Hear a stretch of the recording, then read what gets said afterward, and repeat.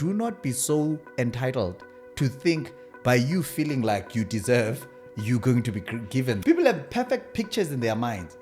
And they want to work with that perfect picture, and they get discouraged because what they're doing and what they're getting is not close to what their mind is actually creating. The challenge about keeping a status is that you become this shallow person because all you care about is your outward appearance and what everybody else thinks about you. Start with no idea of what everybody else thinks. Start with the idea that you have first of yourself, as well of what you want to start. It doesn't matter how good an excuse is.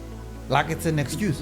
The more you don't do what you wrote down, the more disappointed you are with yourself. This future here does not exist without you taking the action 5 years ago.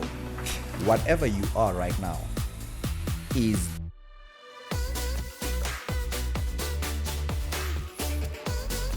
Welcome to another edition of Mindset Profits. This is an exciting one for me because our guy is back and we're shooting this as we get close to that huge, big milestone. 100,000 subscribers. When I started, I did not see that coming. So it's quite interesting for me to see that we are here. Yo, Mandilakhe, we're here. Yeah, that's fantastic, man. It's interesting, eh? Seemed like yesterday when we started doing these. Yeah. And when I was reflecting on this, before I gave you a call, I thought, you know what, before we hit that number, it would be nice to call the most watched guy on Mindset Profits, in case you didn't know. That's good to know. When we say this is our guy, so anyone who's new to the platform, this is our guy.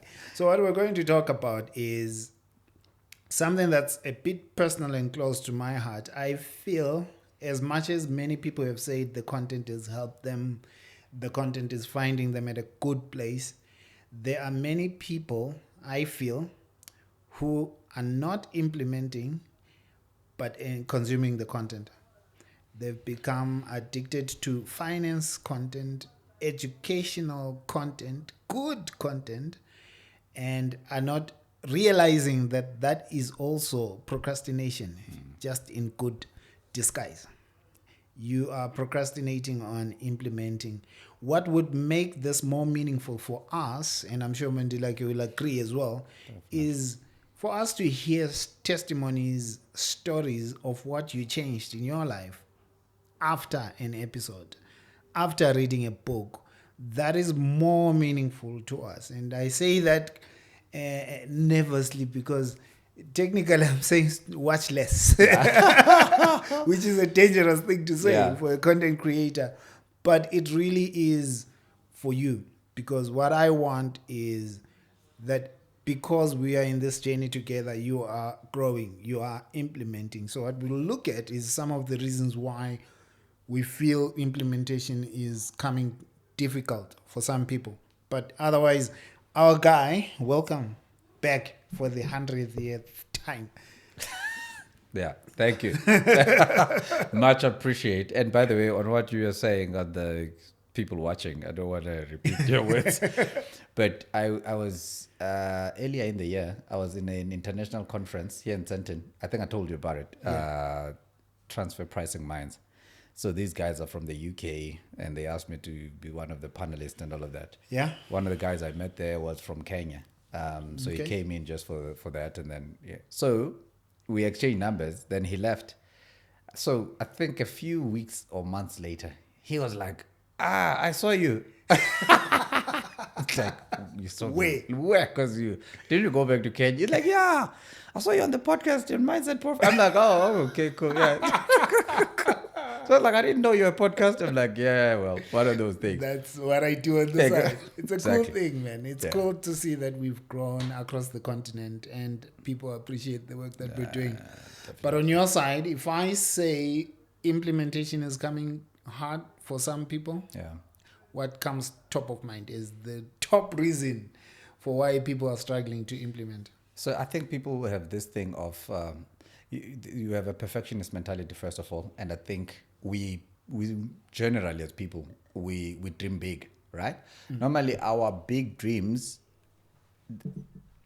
they can be a risk for us because we would think we want to start big before we want to do something. You know, you know what Napoleon Hill says is you don't have to be great to start, but you have to start to be great. Ooh. Because what we want to do, because we need to decipher in order for us to be able to make calculated moves that we don't regret later on, is to first do an assessment of, I had this great information from Mindset Profits. Yeah. And I think I want to implement that. I watched Mandilakhe. I want to be a property investor. There we go. But then I assess my state of being, financial status, emotional status, Family access, responsibility. family responsibilities, all of those things. And then I ask myself, how do I then either put this into action or plan for it? Because some people, we all are in different places. Yeah. For some people, it's good information for them to plan, or for some to start putting something away to say, 3 years from now, I'm going to be ready for that. But it's just that everybody wants to, I want to be seen as well, that I listened to that and I actually am putting it into practice now. Normally that actually is what causes people to regret. So the big thing for you is, out of perfectionism, people are waiting for the perfect plan to start, and because that plan is almost unattainable, you'll never feel like I have the perfect plan now. You don't start because you feel like I'm still refining the plan. I'm still strategizing. Actually, you're putting it well. And I think also people not recognizing that invisible things are also action. Okay. Because remember, the planning is not going to be seen by everybody else to applaud you. Oh, yeah. Do you get my point? So that's the invisible Yes, thing. the invisible thing. It's because happening in your mind. Yes. No one knows. Oh, but please write it down. I mean, now no one plans in the head now. And then, because we don't expect those things. There's something powerful about writing down. That planning of saying, okay, I want to do that. I'm not there yet. I'm going to write it down. But your commitment then to that is action. And again, you are your best accountable partner or accountability partner, because you have to keep yourself accountable. Otherwise, the more you don't do what you wrote down, the more disappointed you are with yourself. And then you tend to get a feeling then of wanting to reject any information that challenges you to take action. Hey, you're taking it deep, man. But as you're speaking, if people stop just thinking about it and writing it down, it's a step one to committing to doing it. But what I was thinking about as you're talking to this is, if you've been writing down, like you watch podcasts and you take notes and say, this is what I want to do, this is what I want to start, this is what I want to work on. Yeah. The more you build on that list and you can reference it, at some point you'll start to see how big that list is getting. And if you're looking for help, because maybe you look at the list and feel like, I don't know how I'm going to start and do and fix all of this. If you're asking for help and you have that list, you have a very good reference point. You have a good starting point. You can talk to Mandilakhe and say, I'm trying to do 1, 2, 3. I've had ideas to start this. But if you're not writing down, chances are a year later, 300 podcasts later, you've forgotten all the emotional and mental commitments you were making along the way. You kept saying mentally, I'm going to change this. Yeah. But you've forgotten because there's like 300 mental commitments that you have and they're gone. And I was going to say on that, because that's another nice habit actually, to just write. And it ends there. I like this lady, Niksha. She's from the UK. She's a professional accountant. She's an accountant, CFA, I think. Then she was in the banking sector, and then she left, but she also does podcasts. She says now, just on this thing of writing down, she no longer writes a long list of to-do items. She just writes for a day, one thing. Because remember now, this thing that I'm saying, because literally, and the sense of fear of failure people have gathered over time due to failed lists has actually gotten people to stop, firstly, writing down, number 2, to challenge themselves any further. Because people kind of conclude in their heads before they even do anything, yeah, I'm going to fail. Then they don't take So action. you're questioning on the other side of that to say, if you are writing down, also be careful because that can be proof of you failing. Yeah, don't write too many things. That's what I'm trying to say. Don't write too many things. Just maybe write one or two so that you don't get flustered and overwhelmed by the list. So write those two things. If ever it's going to be like monthly or quarterly or whatever, try to do something about them. Because Okay. exactly as you're saying, because of there's also information overload. And also, I guess you are reflecting and reviewing. And if something is on your list and it's been a month and you feel it's not moving, reach out to someone. Yes. Reach out to someone and say, look, I'm trying to do this thing, but I'm not moving. And I would rather have you come to me saying you failed trying this thing than someone who's going to tell you about simulations they never put to practice. Because people, yeah, again, because of this whole thing of the fear of failure, you will have a lot of people that are they are so risk sensitive. They're not risk averse. They're risk sensitive. Whenever you talk about anything, it doesn't matter what opportunity you can come with. They will give you every reason why it's bad to go into that thing. Listen, I think I've learned more in failing than I have in just getting things successful the first time. And I think there are very few opportunities, there are very few moments in any successful area of my life that I got it right the first time. It's the stuff that I got in, burnt my fingers. Then I was like, okay. But then in hindsight, I know what caused me to get my fingers bent. Now, someone says never waste a good a good failure or a good crisis. Thank you. Yes, that's the word I'm looking for. Never waste a good crisis, because right after that crisis, you recognize, oh, that's why I missed it. Go back quick. It's like someone who is a surfer. They say if a surfer gets beaten by a shark in the water, as soon as they heal from that injury, they must go back. Otherwise, they'll never touch water again. You remind me of a conversation I had a while back with Willem House, and I said the failure rate of small businesses was at a certain percent. I think it was 81% over 2 year in a 2-year cycle from the time they start, and he said that's good. Yeah. I was like, yeah, okay, so that's good, because you start a business fast. If it's not working, you kill it, you start another one. You are a better person after that failure and going to the next one. You've learned more, you've got more experience, you get more and more context as you do these experiments in life. And for many people, they have an unhealthy relationship with that word failure. Yeah. And for the people that move, failure is just feedback for them. I'm not sure if we spoke about the late Tito Mboweni, his life, his career life, actually, just on the aspect of failure. Tito Mboweni wanted to be a chartered accountant when he started studying, right? As far as I understand the story that was told in UCT. He was just failing. The guy was just flunking. And then at some point, I'm not sure if in second year or what, because he saw that this thing's not working. Then he changed. He went to economics. But there, some people, the moment they fail in this one aspect, then they quit. He didn't quit. He actually just adjusted his sales, as they would actually say. Yeah. He adjusted his sales. He became a governor of the Reserve Bank. And you wouldn't... The whole country, brother. Someone who failed, exactly in what you're saying. He became bad. And I mean, we also... And one, for me, some of the things I've learned is, if I stayed too long after failing, I always regret it. Because at some point, whatever you fail in, until you finish or you win that thing, it's always going to nag you. And at some point, it starts chipping on your confidence. Correct. You know what people tie to failing? Loss of status.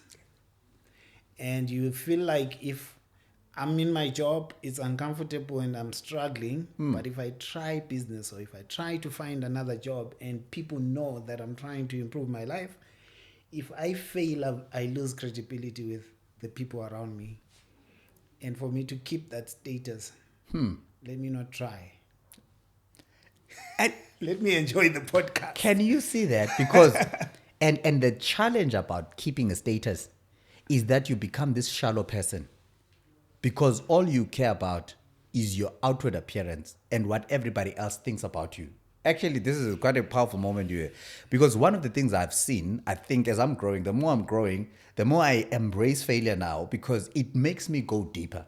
I no longer just scratch the surface and feel like I don't liking actually is not even a thing I actually look for now. The things I like I don't actually spend too much time on. I'm looking for the things that are making me more valuable. The more I realize that there are things I knew were valuable for me to possess.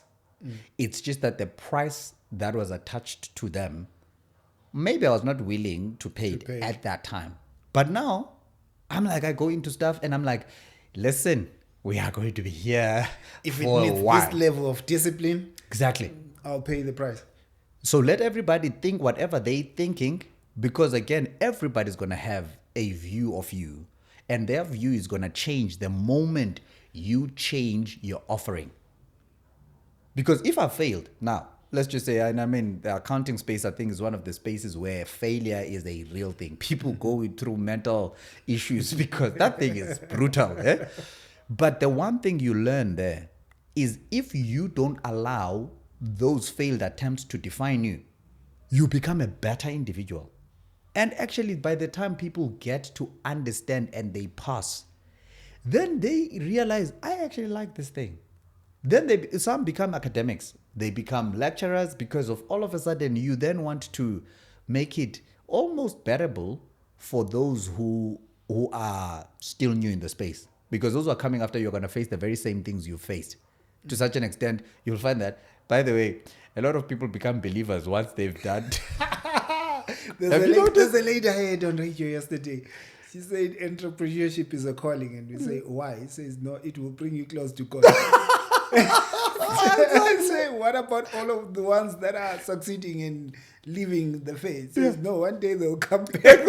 Listen, They will look for God.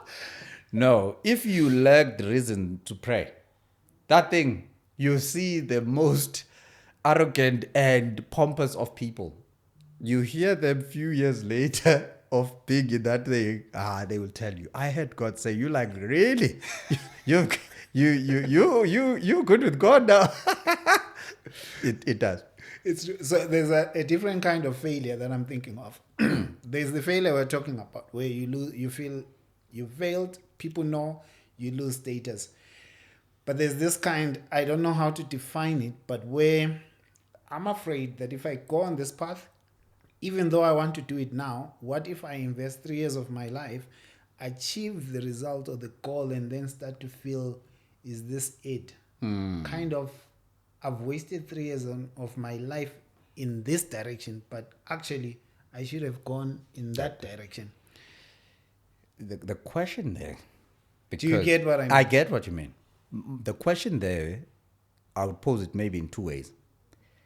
Do we really have to go through the 3 years in order for us to know that we need this or not? Or because there's information available. One of the things... Before 3 years. Before 3 years. Information enough, firstly, for me to know what's the ultimate thing I'm going to do, just like a career choice. The reason why there are those career days and all of those things, which is something I missed as well. Because I think if I had gone to those things and saw what other people are doing, I'd be like, no, this is not for me actually. I don't want this. Because reality is us getting that information that either confirms or disapproves of our hunch or inkling. Because at times we are moving on a hunch. I see a doctor and I feel they wearing nice, they got a nice house, and I think I want that. I want this. But when you get to see what they do, you realize, this is not me. Maybe that's not me. Then you actually don't have to do 7 years before you get to the point of saying, maybe this was not for me. That's the kind of failure I'm talking about. There are people that have done medicine, done the 7 years, and realize 7 years later that this is not me. Or 9 years into it. That's the kind. Because the fear of, what if I'm taking the wrong path, and you decide to wait until you feel like this is a good path, or you discover the good path and you're consuming content all the time, and you realize 10 years later that I actually didn't act on anything. Huh. You are making me think, there are these, for sure, I don't think we would have had this privilege, some of us, because of the backgrounds we're coming from. But there are these kids who have that privilege of taking a gap year. And I think parents that are able to do that, to get this kid to really explore what they really want to do. I think in the generation we are living in, we are so outcome based in our life pursuit. When I'm saying outcome based, we're more materialistic to such an extent we are no longer looking at what might be your vocation, your purpose. Purpose is like, well, I know this is going to sound cliche. Yeah. It's like a fish in the water. There are things I do. I feel like I could do this every day. And I know for sure we're not saying you can get paid the most by doing what makes you feel good. Mm-hmm. But what we're saying is, if I can get to the point, firstly, of not being impressed by the material things or by financial gain or what financial status this thing promises, but I can go with the mindset that says, because if I'm trying to go to this doctor thing, if I am the kind of person that feels I've got something to offer humanity by I like helping people, for me that starts there. Yeah. So I think then for me, it's imperative then for us to get to that basic again, or to those basics again, to say, over and above the outcomes which are going to be external. Because I think now you're going to make me put that preacher's cap again. Yeah. Because our outward returns when it comes to vocation, mm-hmm, are not sustainable as reasons to keep us in that satisfied.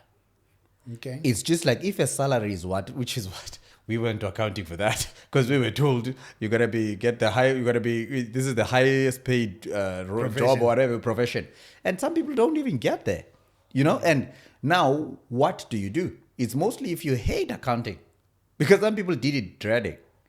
Now, money can actually keep you there for a while, but you will also get to the point where you're like, even money doesn't do it. So I think then it's imperative for us. That's why that gap here I was talking about. Yeah. Give the child time to go and see. And now I can talk like this because I am thinking that for my kids. I never had that, but to go and they explore things. Show them things that are quantitatively measurable and things that are qualitatively measurable. Then they might decide, actually, probably I just want to be a missionary instead of doing all of these things. I like that. I'm thinking of my situation as well. I got to bring my daughter to one of my shoots, and she got to have a mentor. I said, wow, anytime you can give me a shout. And I'm thinking, I've seen that a lot with some of my clients. There's a coaching program where I was having 25 women.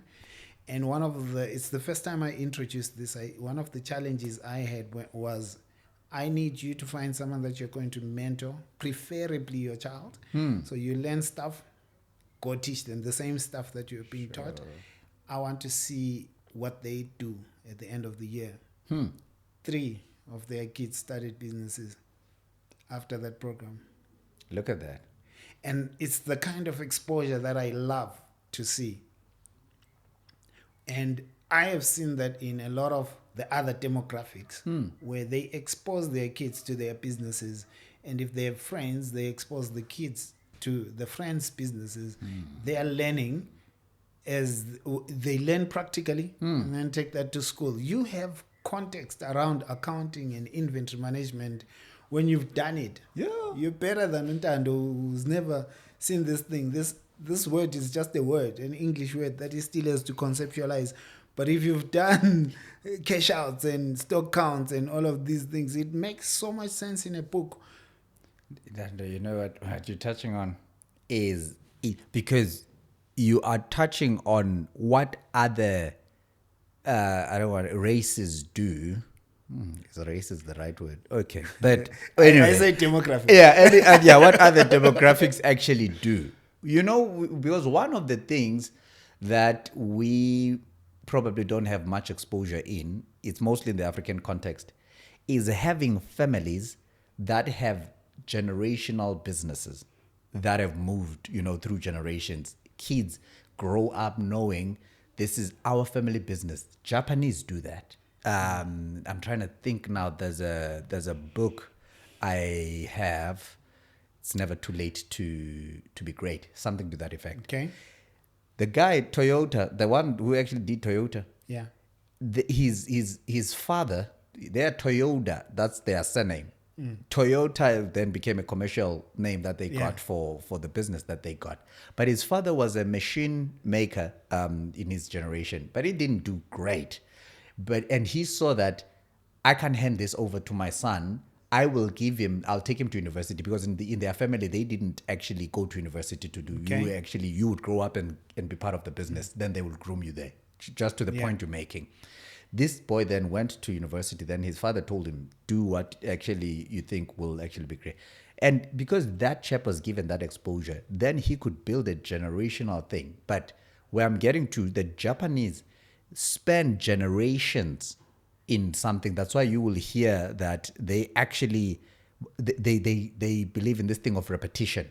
To such an extent, it's mastery that they deal with. Now, you can't have mastery if you're not given a platform to do that. If our kids grew up with us having built businesses that they can fit into or they can plug into, then we send them to school to go and specialize. If they're going to be in marketing, I send them to do an MBA so that they come back into the family business and grow that part. BKB. I remember the one year, I think the son actually was sent to university to go and be a chartered accountant. Not for him to go and look for a job, no, for him to actually run the finances of BKB. Okay. That's power, man. I'm going to hit you with one reason that I just thought of. Yeah. It's good to talk to you. It gets my mind flowing. I'm glad. This one you might not see coming. Yeah. One of the reasons why a lot of people struggle to implement is they don't know what they don't know. They don't know what comes at the end of the tunnel. Now, I'll give you context. When I started the podcast, it was just to prove a point. Yeah. When I started the podcast imperfectly and the challenges of just, trying to find guests and all of that stuff, there was that process, there was that frustration.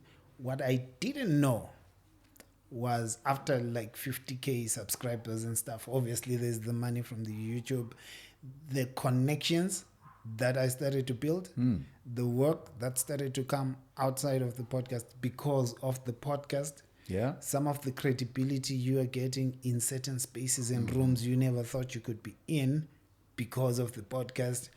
I never saw that coming. Yeah.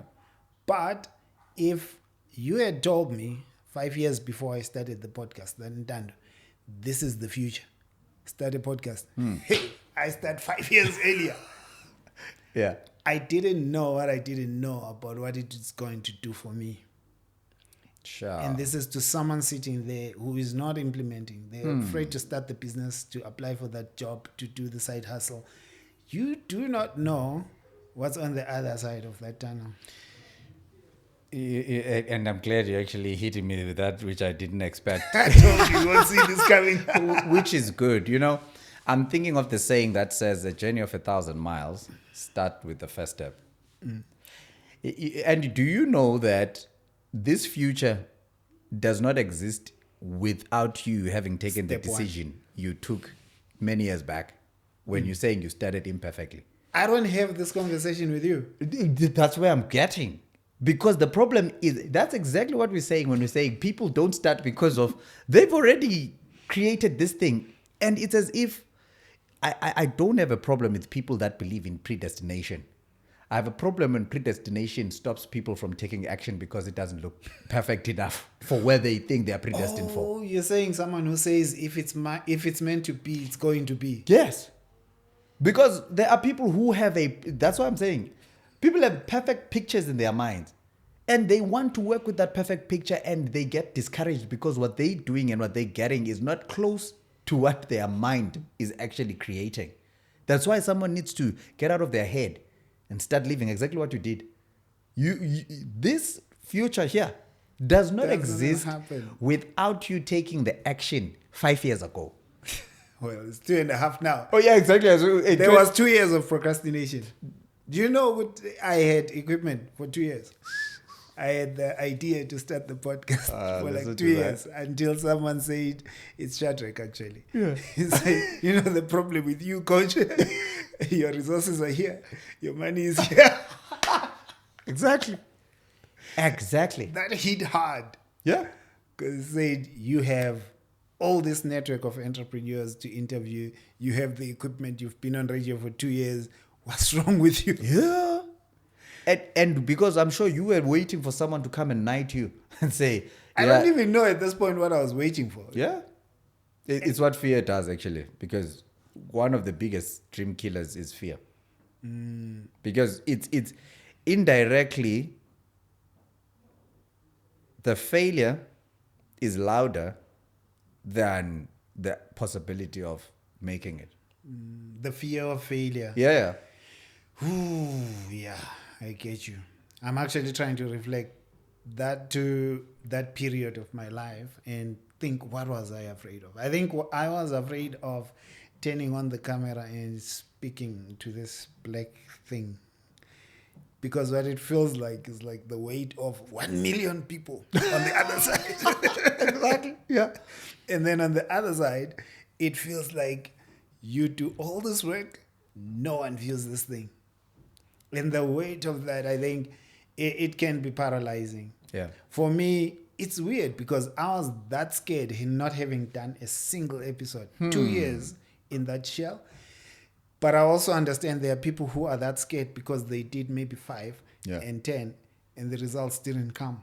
So that fear is a bit worse than mine because now you feel like I did try and the evidence is I'm not good. Yeah. The evidence is whatever I'm trying to do is not being received. So that can be equally paralyzing. When you start and you start wrong. You're right. And actually, I think it's good because you know about my channel. Yeah. For me, it's not even a matter of, because I've seen the response, right? Because we've actually spoken about this. But it's also the fear of not being consistent. Or that I don't want to commit to this now because maybe I'm too busy and I won't be consistent. Yeah. That can be real. So you're saying some people will enjoy the content, make some commitments and plans, but they look at their life and see that I don't have time to commit to this business. I don't have time to commit to this idea that I have. So let me not start until my life is not as crazy as it is now. Exactly. How do you get past that? That is hard. That's interesting. Sounds paralyzing even as I say it, man. Exactly. Because I'm trying to think now, what's this guy's name? Tony Robbins. Tony Robinson. Yeah. Actually, one of the things I heard him say, I mean, when you listen to different speakers, you listen to a whole list. Because I remember this one thing he said that challenged me so much. Exactly to your point. Because one of the things he was saying, it doesn't matter how good an excuse is. Like, it's an excuse. Exactly to what you're saying. I don't think, like, not going to the gym, I have membership, and I've said this. I've hated taking gym membership because 1 year I subscribed for 3 years. I probably went to the gym for like 2 months in 3 years, and my money was just going. So I've always hated. Your money was going to the gym, not you. Right? And mine was, I'm too busy. Exactly what you say. But my mind is going. Like, the bank has no emotions or feelings about, should we know? It actually takes the money. And then, so I'm just coming to, so what he says is, he says, whatever you are right now is the result of the decisions you have taken up until now. One, from your body mass to your body shape. Like he says there are rituals. He talks about this thing. Rituals, Habits, not exactly. patterns. So it's what you wake up and do. For that matter, every time I wake up at about 2-3 a.m. I wake up and I don't have this thing anymore of I'm gonna be looking at the ceiling trying to figure out when am I gonna fall back to sleep again. No, I wake up and I go downstairs because there's momentum in something. You're either building something good or something bad. For that matter, now that thing is feeling like part of my life. For that matter, I'm now seeing that I'm actually laying line upon line on some of the things I'm learning, and I'm maturing indirectly. Not because I am intelligent, but it's because I'm putting a ritual into place.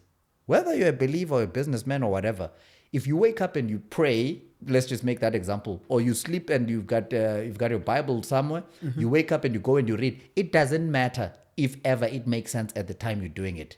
But when you look a year from now, having done that same thing every day, I promise you there's a certain part of you that's going to be shaped.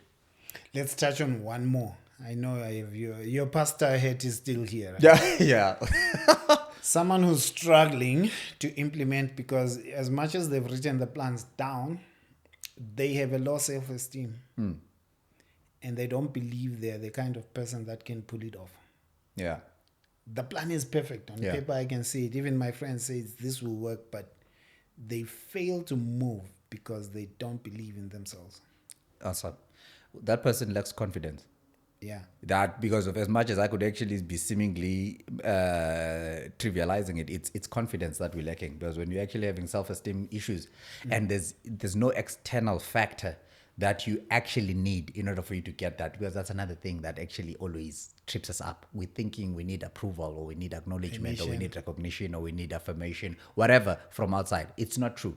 You need to persistently and consistently, I think the previous point we're talking, do this thing until you feel it's just like if you grew up being a tiny person, having a tiny body. It's not true that you cannot grow your body mass. Like this body thing is actually as one of the things that I'm actually, there's a chap I know, the doctor guy that I told you about. That chap showed me the other day his picture in varsity. This boy was skin and bones. like I was skin and he says, do you know what changed? He's buff right now. And he says, I learned from a friend of mine who was committed to gym that you can actually grow your body. He says, I got addicted to gym. You would not, it's day and night when you actually see how he is now and what he was back then. And I'm making an example right now of our muscles because of that's actually something you can measure easily. Same thing when it comes to information. It's not the smartest kids that make it big in life, but it's the consistent kids that make it big in life. So if I'm not the best in my class, I need to put in the time. If you look at Kobe in basketball, he tells you he spent time he would actually spend about 12 hours. He would wake up at 3. He would practice 2-3 times more than everybody else. That's why his game was great. So we have to now go back to actually telling ourselves, like, do not be so entitled to think by you feeling like you deserve, you're going to be given that. Life is... Yeah, I've been listening to a little bit more motivation, clearly. There's someone who says, life is going to punch you in the mouth and you must actually... you must know how to respond. Because it's the reality. Life is not going to be soft on you because you are feeling some kind of way. The one thing, you're going to have to wake up with a headache, wake up with a tummy ache, wake up and tell yourself, if the date for my exam is not going to change, I better get up and make sure that I prepare for that exam. Even if I have an excuse that would make everybody believe where I was. If it's not going to take you to the next level, you better do something that's going to make sure that you don't waste that opportunity to actually alter your status because of that particular exam. That's power. That's a lot of motivation. See, I'm looking at two sides of that coin. I'm looking at someone who maybe it's at a deep level. Yeah. And to that person, I genuinely say get help. Yeah. Get professional help from certified professionals. Yeah. But there's also someone who maybe it's not as deep, who needs that kick to say, outwork your low self-esteem. Yeah. Self-esteem gets chipped on away the more you start getting evidence of progress. Evidence of progress doesn't come if you don't take action. Correct. And I think for many people, it's more get to a level of acceptance that you're going to do a lot of experiments. And experiments mean I'm going to try 10 things, only 2 will work, Yeah. and it's okay. I think Mark Cuban says, the one thing I love about business is I can be wrong over 100 times and right once. And in business, it only takes one time to hit. Exactly. And and I'm loving that. Actually, you're right, because of people must just check their mental state. If it's a mental issue, go and see a professional. You know as well when you can gauge that. I This know is here I'm making excuses. And again, having been beaten down a number of times, there's that habit book. There's 2. There's the one. Atomic Habits. There's and the Atomic Power Habits. Of habits. Yes. They talk about how they train, or they actually test mice by, there's that feedback loop that they actually use, where they would probably put something that's going to give a mice, if it presses something, then it will get a reward or whatever. Yeah. Then it actually gets motivated because of that. But then if ever they stop putting whatever the food or whatever, then the mouse continues to press that thing and nothing comes out. It actually does something to the mouse, because of at some point it actually gets fatigued by the fact that, but it doesn't stop. It actually just keeps doing that whole thing. And I think at some point life does that to people, where they are used to things that used to give them a sense of satisfaction, and now they get to the point where that thing doesn't actually give them that sense of satisfaction anymore. It does not mean they must actually take that as their identity, because of when you do stuff that used to actually give you reward, and you actually are not getting reward anymore, one, you definitely have to consider changing something, because of, but then don't take that as your identity, because people start thinking there's something wrong with them, whilst it might be the system that has changed. I hope that, because I'm giving you an abstract idea. What I think I can say is a good takeaway for me, for people listening, is get to a point where when you are learning, you shift your mindset, even to the example that you give. Shift your mindset to, okay, I've been doing this. I'm not happy with the results anymore. What am I going to change? Every time you hear a podcast, you read a book, you watch something that trains you, ask yourself, what did I pick up? Yep. What distinction am I picking up that I'm going to implement to change something? Yep. And what is that change that I'm going to be trying out? And it's the baby steps. Small little steps that you're making each and every week. They count for something. Yeah. They count. What's a big takeaway as we wrap for you? Thanks by the way. This is great. I think the takeaway is the importance of consistent, maybe starting small. Start small. It doesn't matter who you are. Start with no idea of what everybody else thinks. Start with the idea that you have, first of yourself, as well of what you want to start. Because of that thing, that why, actually, I would think that's actually speaking of your why. So start small, get that sense of confidence, because if you start small and you continue to do it as little as it seems, over time, when you do it consistently, then you are kind of, you have self-belief, and now doing it becomes easier.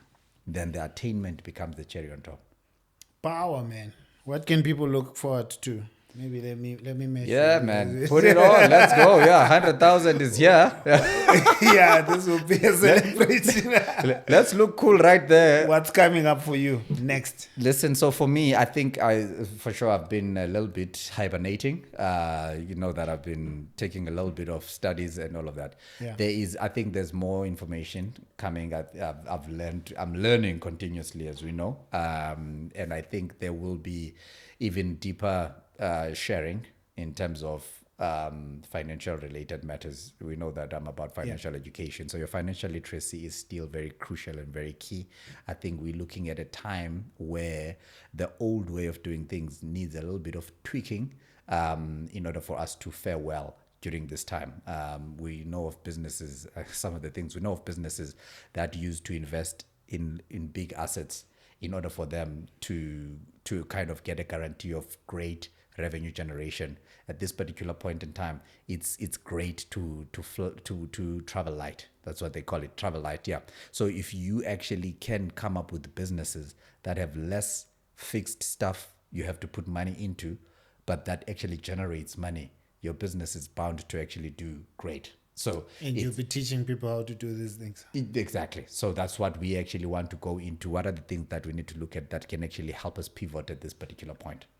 Oh, yeah, I remember something now. I told you there's something coming. Yeah. So for the community, the members, we're going to launch masterclasses out there. Yeah, fantastic. And you are guest number 1. So, all right. He knows. This is the best way to get me to come. Yeah, no, definitely. I want an opportunity for those that can come through. I think we'll also stream them for the community, for those that can't come through. But to get deep and intimate with some of the speakers from the platform. Sure. Ask questions so that it's not just Ntando this time. Most of those are not going to make it to YouTube, so they are just going to be on the back end. But it's an opportunity for people to be vulnerable, ask questions in their context, and get answers and coaching from people like you. Yeah, I think that's. Oh, actually, maybe one of the things. So I know I'm speaking in an entrepreneur's event. Don't speak procrastination language. No. The date is set. It's just that Gibbs has invited me as one of the speakers. Got about 6 speakers. And I mean, when I was looking at the guys, some big shots right there. So is it? Yeah. So, you hook me up, get their numbers. Yeah. I'll definitely try and get you to be able to attend there. Yeah, but it's great, man, to be in spaces where you see youngish people. We are not young anymore. Yeah. Youngish people making moves, and I look forward to that. So yeah. No, cool stuff, man. People maybe might not know that you are deep in property investment. They know you're talking money and finance only here. Yeah. The man is wealth. There's a wealth of wisdom on property investing as well. So the day he comes, these master classes are going to be 3 hours. We'll have a stage, but we'll only be taking 20 people at a time. So I'm going to put the link in the description for the first 20. Just register your interest there. But I guess if it's more, maybe we'll create an option. You're coming online or you're coming in person. So we see for the first round. The first round is going to be free. All the other ones are going to be for the members. But I just want to create an opportunity where beyond just the podcast, there's some coaching. So after the 100, I think my focus or the platform, we're going to shift a lot more on implementation. That's awesome. So it's not just education. I think it's going to, the coaching has to come out. Yeah. And we talk implementation. Thank you. Let me know what you think about this. But I will put a link in the description as well for you to register your interest for this one. Awesome, man. Thank you. You're welcome. See you in the next episode. Okay.